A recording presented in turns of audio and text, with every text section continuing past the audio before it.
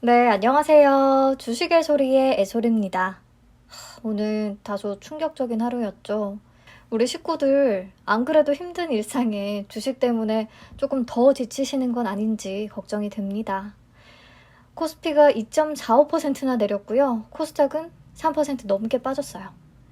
대체 무슨 악재가 있길래 이렇게까지나 빠질까 걱정 많으셨을 텐데요. 오늘 시장을 우선 간단히 정리를 해보면 우선 오전만 해도 괜찮았죠. 파월 의장이 비둘기파적인 발언을 하면서 인플레이션과 긴축에 대한 우려가 다소 경감되는 듯 했어요. 근데 오후 들어서 중화권 리스크가 갑자기 불거졌고요. 정확히 무슨 내용이었냐면 홍콩이 재정 지출을 3천억 홍콩 달러에서 2,576억 홍콩 달러로 축소하겠다고 밝혔고, 또 주식 거래세를 기존의 0.1%에서 0.13%로 인상하겠다고도 발표했습니다. 세금을 대체 왜 올리냐? 코로나19로 늘렸던 재정 지출을 감당하기 위한 조치인 거죠. 게다가 중국도 역RP 순회수가 계속되고 있는 데다가 또 부동산 가격 상승으로 인해서 중국 은행들의 모기지 금리를 인상한다는 이슈가 있더라고요. 이런 중화권 리스크들 때문에 오후 들어서 아시아 증시가 일제히 급락했어요. 이런 것들을 보면 사실 인플레이션이나 미국의 긴축 가능성에 대한 우려는 오히려 너무 빠른 것이 아닌가 싶고요. 왜냐?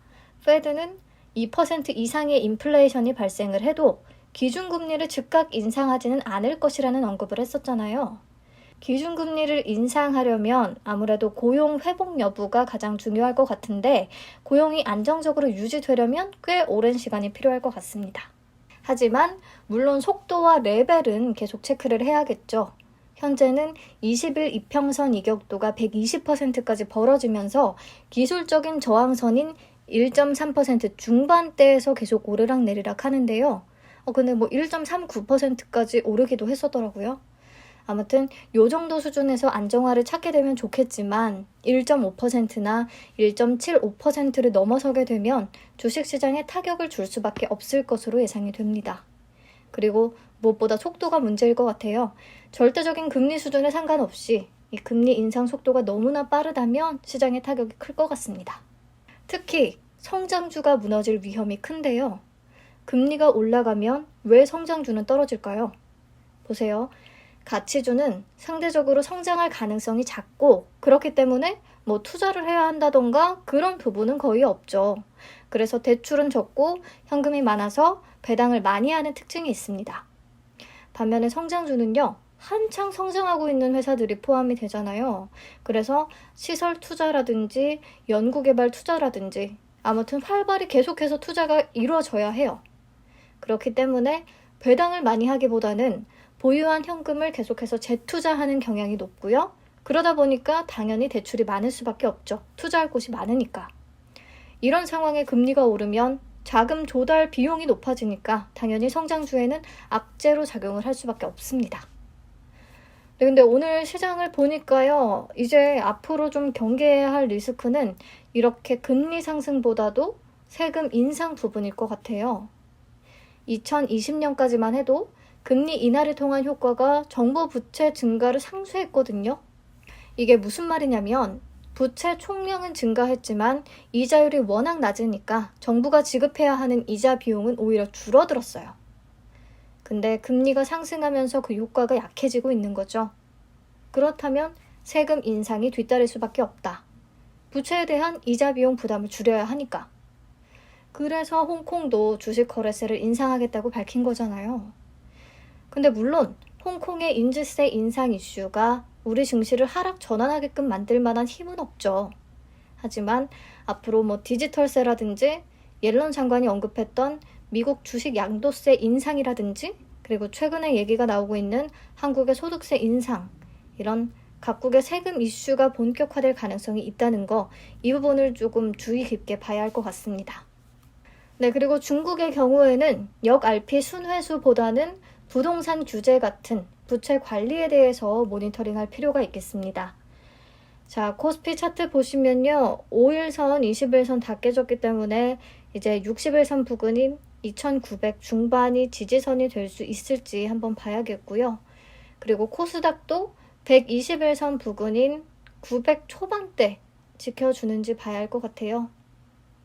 그래서 여기까지 내용을 정리해보면 이미 미국의 10년물 국채 금리의 빠른 상승으로 투자 심리가 워낙에 악화되어 있는 와중에 오늘 중화권의 재정 긴축 그리고 세금 인상 이슈가 더해지면서 낙폭이 크게 확대됐다. 중화권 이슈가 이렇게까지 시장을 끌어내릴 정도의 문제는 아닌 것 같은데 투심이 워낙에 최악이다 보니까 민감하게 반응한 것 같습니다. 게다가 최근에 한국 증시 투자자 예탁금은 계속 감소하는데 신용 잔고는 늘어나는 좀 위험한 현상이 나타나고 있거든요. 그래서 코스피가 60일선 지지를 받고 코스닥이 120일선 지지를 받는다고 해도 회복하는 속도가 예전처럼 빠르지는 않을 것 같습니다. 제가 계속 똑같은 얘기만 들어서 죄송한데요. 당분간은 지켜보는 수밖에 없겠죠. 그리고 당장은 인플레나 미국의 긴축 위험보다는요. 이런 증세 리스크에 관심을 가질 필요가 있겠습니다. 라는 부분까지 정리해 주시면 되겠고요. 마지막으로 오늘 현대차 그룹이 너무 많이 빠져서 현대차 관련 내용만 같이 좀 짚어볼게요. 악재가 겹겹이 쌓이면서 울고 싶은 현대차죠, 지금. 코나 리콜에 반도체 부품 부족까지 아주 불안한 상황입니다. 그동안은요, 다른 글로벌 자동차 메이커들과는 달리 현대차는 반도체 수급난에 있어서 상대적으로 타격이 적다, 괜찮다라고 했었는데 최근에 일부 부품의 재고가 너무 빠르게 소진되고 있고 또 반도체 대란이 최악의 경우에는 3분기까지 이어질 수 있다는 전망이 나오면서 현대차도 발등에 불이 떨어진 것으로 보입니다. 현대차의 경우에 내수 점유율이 압도적인 데다가 앞으로 또 신차 출시가 많이 예고된 상태이기 때문에 타격이 클 수밖에 없고요. 그래서 생산 계획 조정에 따라 반도체 부품 수급을 얼마나 잘 해결해 나가는지 앞으로 확인이 필요해 보입니다. 혹시나 결국에 현대차도 감산에 돌입할 수밖에 없다고 한다면 또 엄청난 악재가 되겠죠. 네, 그리고 오늘 코나 리콜 문제도 있었습니다. 국토교통부가 오늘 코나 EV 화재 관련해서 중간 브리핑을 했는데요. 현대차에 제공한 LG 에너지솔루션의 중국 남경 공장에서 초기 생산된 고전압 배터리 중에 일부에서 셀 제조 불량으로 인한 내부 합선으로 화재가 발생할 가능성이 확인돼서 고전압 배터리 시스템을 모두 교체하는 리콜에 들어가겠다라고 밝혔습니다. 관련해서 현대차 측의 컨퍼런스 콜 Q&A 내용이 잘 정리된 표고요. 보시면 대상은 2017년 11월부터 2020년 3월까지 생산된 코나, 아이오닉, 일렉시티 버스를 포함한 총 82,000대고요. 리콜 관련해서 총 예상 비용은 약 1조 원 수준이 될 것으로 보입니다. 리콜 금액의 반영은 LG 에너지솔루션과 협의 후에 작년 4분기 재무제표에 소급 반영한다는 방침이고요. 가능한 한 다음 주 초까지 분담률 협의를 마무리하겠다고 밝힌 상황입니다. 그래서 이번 발표를 통해 확인해 볼 수 있는 것들은 첫째, 아이오닉 5 사전 계약이 내일부터 시작이 되잖아요. 그러니까 그 전에 이 코나 전기차 문제를 확실히 정리하고 가려는 회사의 의지를 엿볼 수 있고요.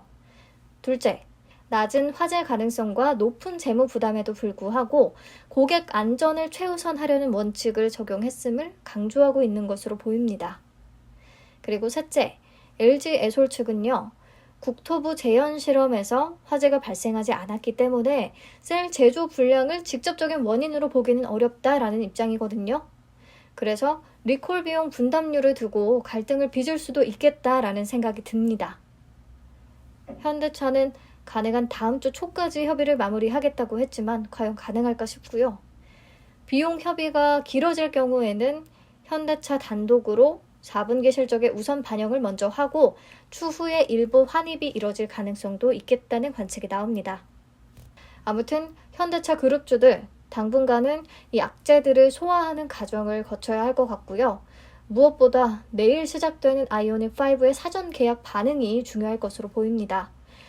리콜로 인한 비용은 부담이 되겠지만요. 아이오닉 5 이전의 악재를 좀 다 털고 가겠다는 측면에서는 앞으로를 볼 때 괜찮은 것 같고요. 항상 이렇게 악재가 몰리는 시기가 좋은 매수 타이밍이었다는 것을 기억해 보면 이번에도 너무 두려워하기보다는 이 약재들을 어떻게 해결해 나가는지에 초점을 맞춰서 긍정적인 미래를 좀 기대해보고 싶기는 한데 시장이 워낙 안 좋다 보니까요. 이 약재 소화 과정이 길어질 수도 있다는 거, 그리고 회복 속도가 성에 차지 않을 수 있다는 건 감안해야 할 것 같아요. 정확한 판단을 하기에 굉장히 어려운 시장이네요. 네, 아무튼 여러분들 어려운 시기 잘 이겨내시리라고 믿습니다. 부디 편안한 밤 되세요.